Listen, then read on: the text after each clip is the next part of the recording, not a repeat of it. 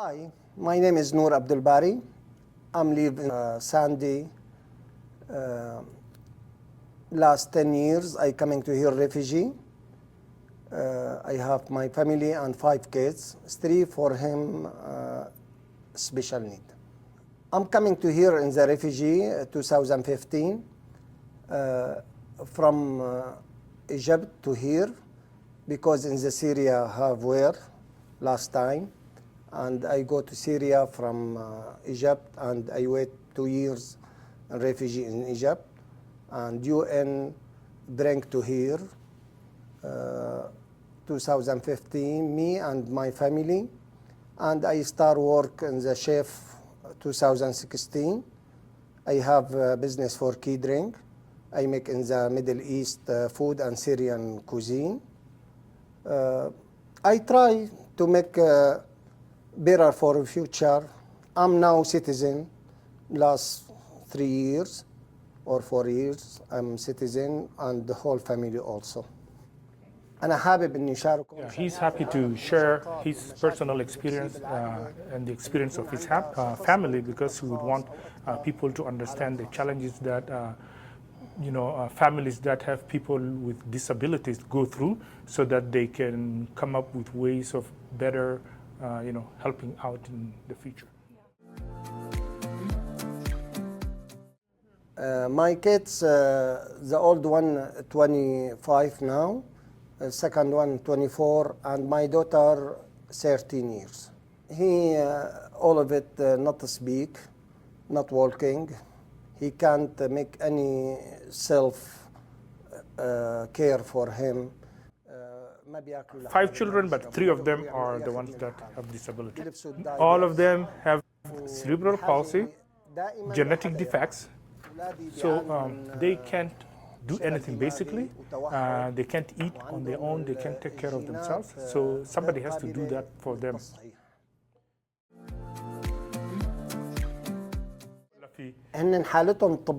So the situation, they've had the situation from before they left their country, but there was no official medical diagnosis except when they came here in 2015. When they came in 2015, they were exposed to so many different physicians to take care of the situation, and these are the diagnoses that they were told about their children. So it was part of coming here as a refugee. They came through the IRC, the International Rescue Committee, and part of the process is that you get here, you get food stamps to help you out, and then they also provide Medicaid, and so that is when they went for their normal routines and visits to the physician. The physician was a primary doctor, a physician.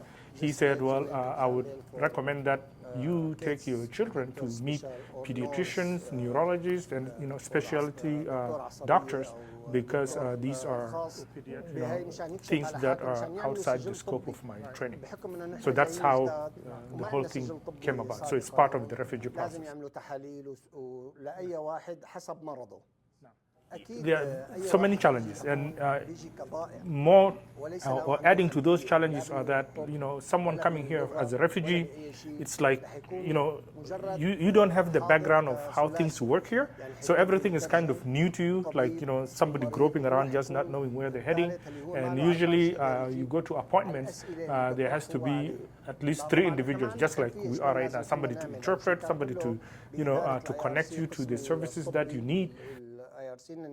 So yeah, he advocated, because the challenges he went through, he recommended to IRC that you need to have a specific office or somebody in charge of families or individuals with special healthcare needs, because given the challenges he went through, there were so many other resources available that he did not know about when he came until after months or maybe years. It's just because there's nobody who really knows the resources available for individuals like him who has a family with people with disabilities. He's advocating for a special office, and he's saying that the benefits of it would be really very rewarding, because it will help with faster integration of newly arrived people, and they will be able to build their capacity faster, and they would be productive people in the society and give back as well. The first surface for United Seed SSI income. This is a special income for disability and give monthly to help in the life.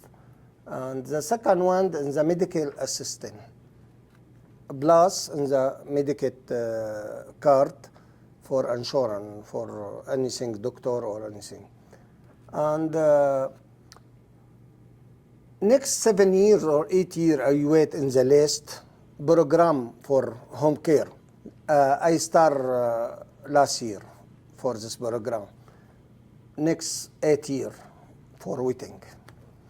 That helping because already the kids live with the family, with my family. If you give some extra money, helping and make extra ممكن نعمل شغلات. So the government pays them to take care of their kids, a certain amount of stipend, because instead of employing somebody from outside to come and take care of the kids, because obviously they can't take care of themselves, they get paid themselves to take care of their children. So when he came, it was like 3 years after he got here that he initiated or started applying for this process. And this is exactly what he was saying, because nobody had told him earlier that there is this kind of thing that exists. So that was why he started doing it after 3 years. When he got here, it was 3 years that he started doing the process, and it was only last year that he got for one of the children, and then the other two mitten. January 1 February. Oh, this year. So and then yeah, it's not like, it doesn't come like a package. It's individual. So got one for one of the children last year, but then the other two this year in January and February of this year. And this is just because nobody had told him earlier that there is a program that exists that can help with this. 3 years is long time to start in the program. No. Some program you need time because all people need help. If you register early, take early. If you late, already you late,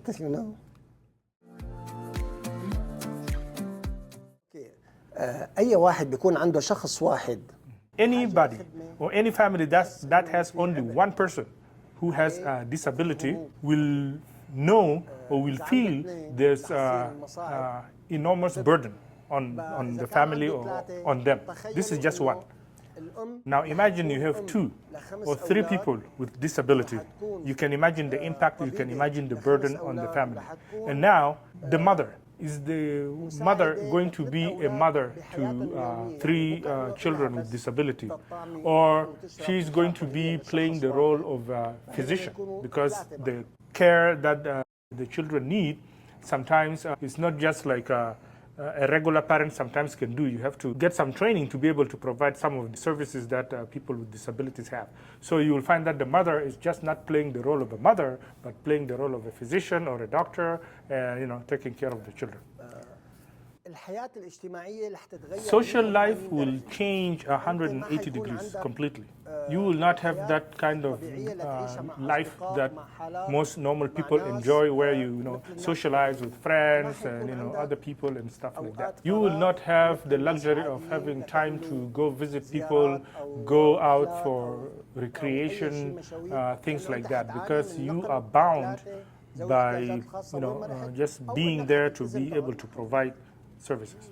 Now, if they have to decide on going out for dinner or whatever as a family, they just can't do that, because they want to make sure that at least there's somebody who's going to stay with the children who have the disability. So they don't go out as a family. So they make decisions based on situation. So, for instance, if they want to go somewhere, They'll say, okay, today is my turn, and next time it's the mom and the older boy, and he stays with the kids and stuff like that. So they have to arrange their life around the lives of the children who have disabilities.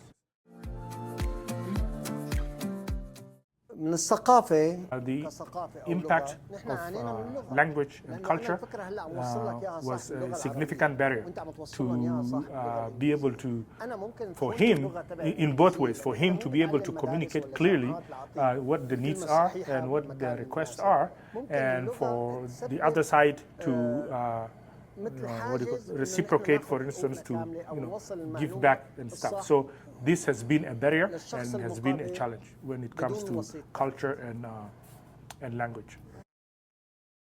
According to their culture, their view of anybody who has a disability or some kind of special healthcare needs, it's a person who is not worthwhile. You will feel that because of this view that you are not worthwhile, you will be isolated.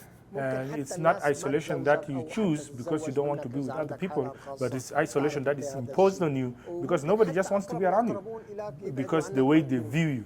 And in countries like where he comes from, life is communal. It's not like individualism here. Here it's all about the individual. Over there it's all about the community, people being together and doing things together. So you will find that the isolation is felt very deeply.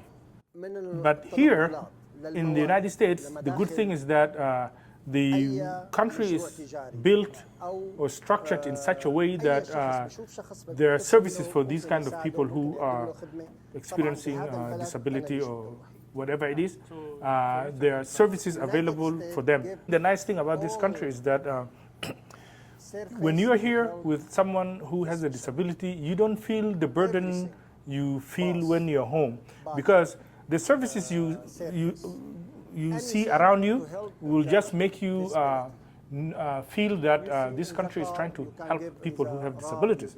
So there will be no burden. So if this person, for instance, wants to go shopping, it's not like back home where somebody has to take them shopping, because they can drive their own vehicle, they have their own tag, for instance, and they have ways of mobility to help them, access their vehicles and drive and get to where they want to go. They can do their shopping and then they can come back. So they don't become a burden, or they are not viewed as a burden anymore. So here, people are treated more or less equally, because, like mentioned earlier, back home, you would be isolated and you would be looked at as if you're not worthwhile. But here, it's not the case, because people treat you with respect, just like any other person. It's not like you don't deserve to be here, like, for instance, the way it's viewed at home because of the burden that you bring to the family.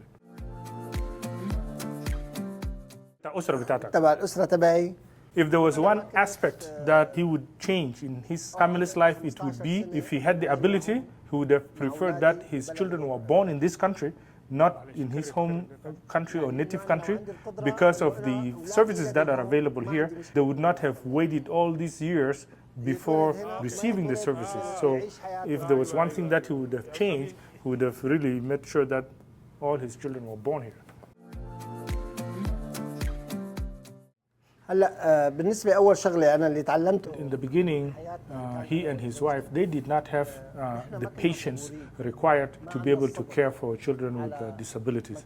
Imagine you are with a child who has a disability, and all that child does is just stare at the roof for instance, the whole day, just doing nothing other than staring at the roof, or watching TV for I don't know how many hours, just sitting there staring at the TV screen. With time, because of all the things that he and his wife have been doing to their children or to their family, they have developed patience. They are more patient than they used to be. Making new friends is important, because when people come here as refugees, for instance, he is here with his wife and his children, but his parents are not here. His mom is not here. His dad is not here. His brothers, his cousins, they are not here. So any new friendship or relationship that he builds here is meaningful. It helps.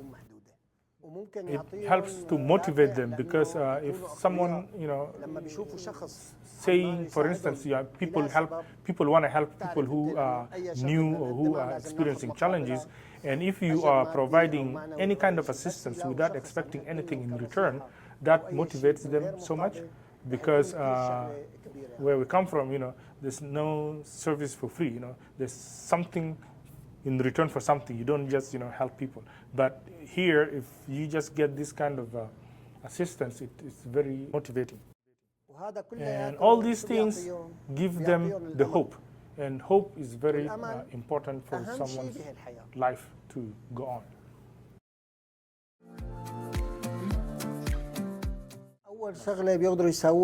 First thing is to be able to listen to them and have the ability to absorb and listen and learn from the people. So by listening actively to people, you are helping them get rid of the negative energy that they have inside of them, and it lightens the burden on them. You are absorbing or you're taking away the negative energy they have and providing them with positive energy so that they can go about doing their business. Usually, people have so many demands or so many needs that it would be very hard to meet all of them. But just by listening and providing only one single service or guidance or providing a resource is going to help, even if you're not addressing all the other issues, but this one thing that you are able to provide helps them a lot. The most important thing is to be able to connect with other families that have been here longer than themselves and who have children with special healthcare needs. Connect with them and find out how they did it and get some tips and tricks from them. You need to ask or demand for your rights or advocate on behalf of your families, because a lot of times they are here but they're scared of asking and things along those lines. But you don't do that. Just be open and be able to ask and advocate and request and demand.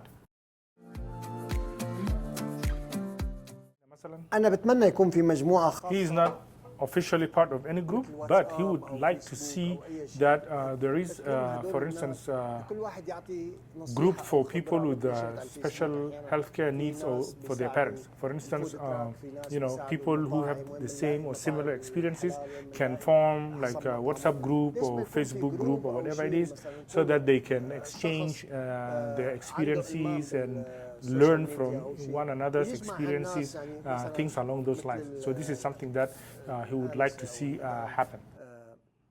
عملت مقابلة معي أنا عندي 3 أولاد، ليش ما تدخلني بجروب وتدخل غيري اللي عندهم الأوضاع وممكن نتناقش بلغة أو بلغتين، أو ممكن يكون في ترجمة فورية أو أي شيء ممكن ينكتب وممكن نستفاد منه. يعني نحن تطرقنا ل people who have disabilities, they have feelings, they have emotions. So we need to acknowledge that when we're interacting with them, and not to make ourselves feel big and look down at them and things of that nature. ما نكون نحن أشخاص متكبرين عليهم.